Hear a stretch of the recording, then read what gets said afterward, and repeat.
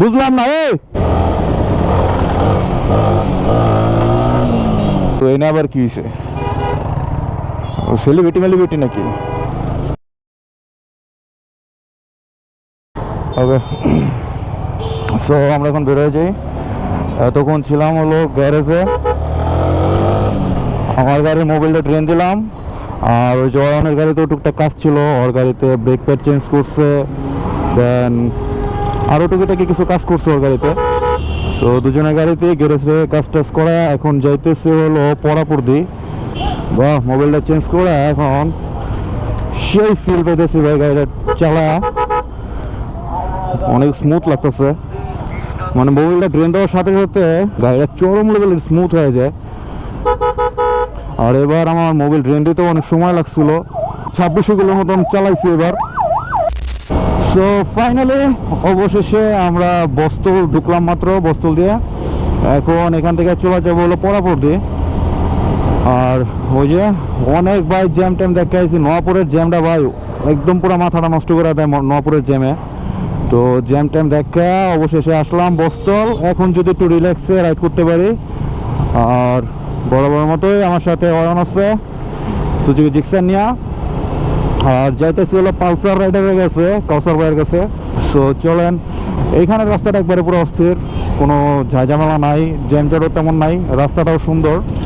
এইখানে বস্তলের পর থেকে 2500 যাওয়া পর্যন্ত রোডটা একদম পুরো পারফেক্ট, রাইড করা আরাম আছে। কিন্তু তাও আবার রাস্তায় কিছু কিছু জায়গা দিয়ে নষ্ট হয়ে গেছে, কারণ এই যে বড় বড় ট্রাক চলে, তো ট্রাক যে রাস্তা দিয়ে বাইক চলবো ওই রাস্তা ভাঙবই, নষ্ট হইব, এটা স্বাভাবিক। কিন্তু সমস্যা হলো নষ্ট হয় ঠিক আছে, কিন্তু ঠিক করার মতন পরে আর কেউ থাকে না। একবার রাস্তা বানায়া পরে সব ভুলে যায়। কি রে ভাই, বেশি প্রশংসা করে ফেলাইছি নাকি? প্রশংসা ঠেলা দিয়ে সামনে অনেক জ্যামে পড়ে গেলাম কেমন হইতেছে। যাই হোক, এটা ওইরকম আমারই কোনো জ্যাম না, এটা স্ট্যান্ডার্ড জ্যাম।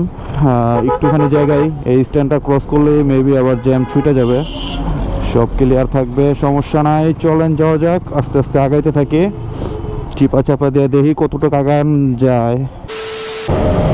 সো ফাইনালি একটু বেরোতে পারছি জ্যামটার থেকে কোনোভাবে, এখন একটু শান্তি লাগতেছে।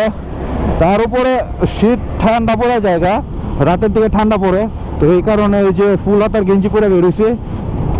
বাট জ্যামের মধ্যে আমার পুরো ঘামাই গেছে ভাই, ভিতরটা পুরো তত পানি পড়তেছে আমার, পুরো ভিজামি জায়গা থেকে ভিতর দিয়া।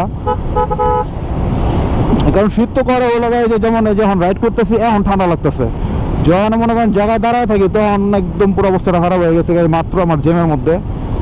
তো যাই হোক, এই যে দেখেন যেটা বলতেছিলাম, রাস্তাঘাট এই যে ভাঙছে, ভাঙা পর্যন্ত এই পর্যন্ত ইতি, ঠিক করার কোনো নামগন্ধ নাই।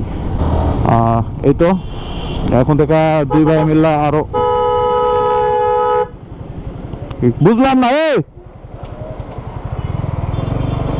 কোন দিকে চা গাড়ি চালাও, বুঝলাম না তো, তোমার তো লুকিং গ্লাস নাই, কেমনে বেরোলো তুমি?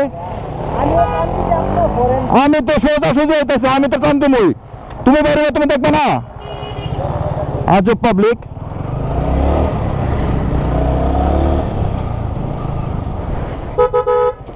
জায়গা কিছু করার নাই, এগুলা কি আর করার লাগে নাই, যেহেতু এনে আবার কি হয়েছে? সেলিব্রিটি মেলিব্রিটি নাকি?